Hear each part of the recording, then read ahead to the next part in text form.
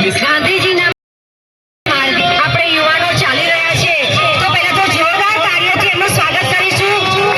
જોરદાર તાળીઓ પાડીશું આપણે. આજનો આ ઐતિહાસિક દિવસ છે.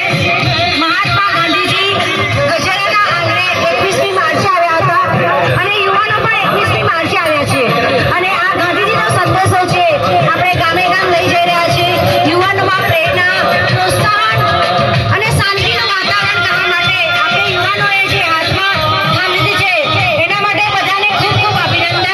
અને આજે 3 વાગે બહુ મોટો ઐતિહાસિક પ્રસંગ અમે લોકો ઉજવવા જઈ રહ્યા છે.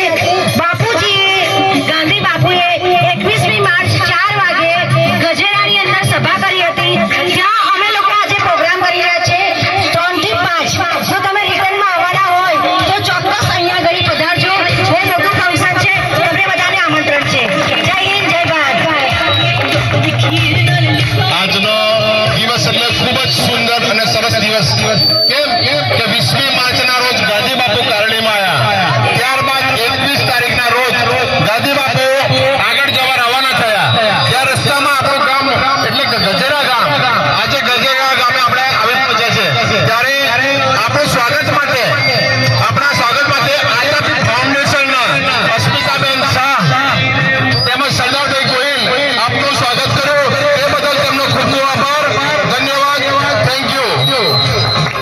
હવે પછીનો કાર્યક્રમ આપણે આગળનું ડેસ્ટિનેશન વાયા ઉત્સાહથી અણખી તરફ જઈશું. બરાબર?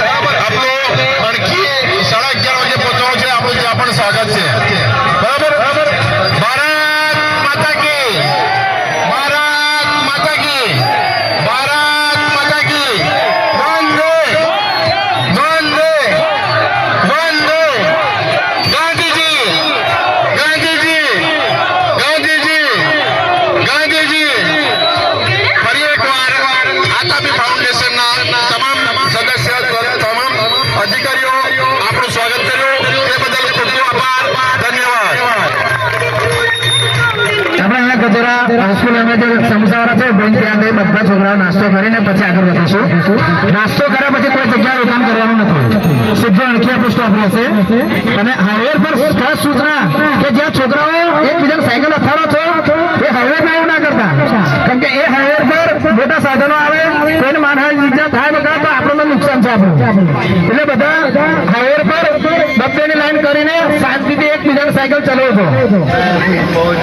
જો આપણે ગજેરા ચાલો ભાઈ બેન ચાલો સમસાવા દો છોકરાઓ.